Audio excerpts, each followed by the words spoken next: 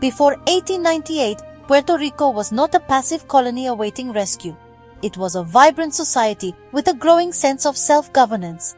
In 1897, Spain granted Puerto Rico the Charter of Autonomy, a significant document that recognized the island's unique identity and right to self-determination. This wasn't a gift from Spain. It was the result of years of struggle and advocacy by Puerto Rican patriots. The Charter of Autonomy was a progressive document for its time.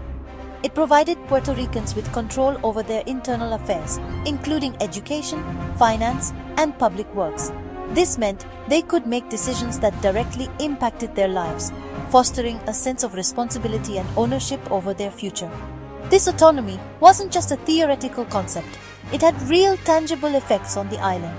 Puerto Ricans established their own parliament, responsible for creating laws and policies tailored to their specific needs and circumstances. They began to shape their own destiny, proving their capacity for self-governance to the world. The Charter of Autonomy, though short-lived, stands as a testament to Puerto Rico's long-standing desire for self-determination. It shattered the misconception that Puerto Ricans were passive subjects of Spain, showcasing their active role in shaping their political and social landscape.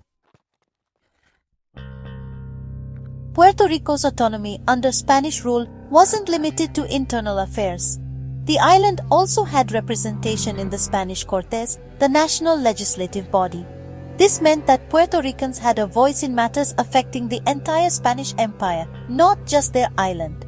This representation in the Cortes provided a platform for Puerto Ricans to advocate for their interests on a larger stage. They could engage in debates, propose legislation, and influence policy decisions that impacted the entire empire. This direct engagement in the political processes of Spain solidified their status as active participants, not passive subjects. Furthermore, Puerto Ricans enjoyed the rights and privileges of Spanish citizenship. They could travel freely within the Spanish Empire, engage in commerce, and access educational opportunities in Spain. This fostered a sense of belonging and connection to a broader community beyond the island. The rights and representation afforded to Puerto Ricans under Spanish rule debunked the myth of a uniformly oppressive colonial experience. It highlights the complexities of the relationship between Spain and Puerto Rico, acknowledging the agency and voice that Puerto Ricans possessed. The year 1898 marked a turning point in Puerto Rican history, abruptly ending the era of burgeoning autonomy. The Spanish-American War engulfed Puerto Rico, and the island became a casualty of a war it did not choose. The United States took control of Puerto Rico. The Treaty of Paris transferred sovereignty from Spain to the United States. Their autonomy was unilaterally stripped away. The Foraker Act of 1900 solidified United States control over Puerto Rico, establishing a civil government that further limited the island's autonomy. This act imposed United States citizenship on Puerto Ricans, but it was a second-class citizenship devoid of full political rights. Puerto Ricans could not vote for the United States president, nor could they elect their own governor. The annexation of Puerto Rico by the United States marked the beginning of a new complex chapter in the island's history. It was a chapter defined by a struggle for self-determination against the backdrop of colonial rule. The aspirations for autonomy, so clearly articulated during the Spanish era, were abruptly halted, replaced by a system that prioritized United States interests above all else.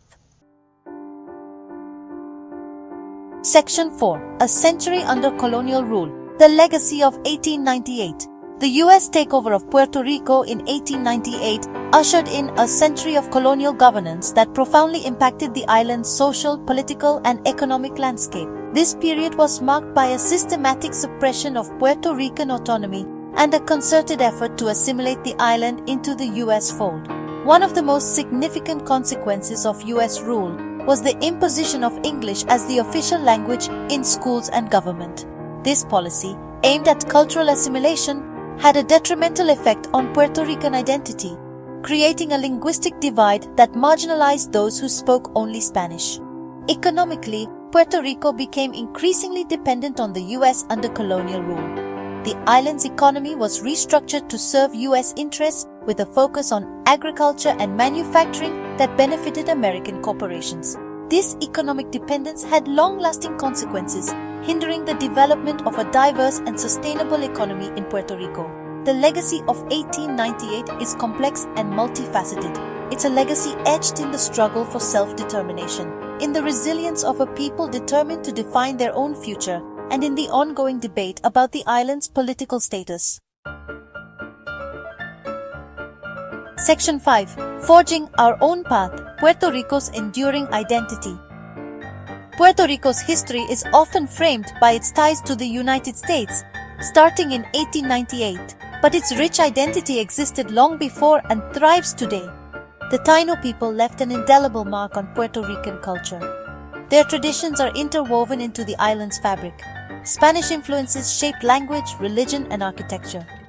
Puerto Rican identity is a unique fusion, resilient and adaptable. The island's destiny is in the hands of its people. The spirit of self-determination will guide Puerto Rico's future.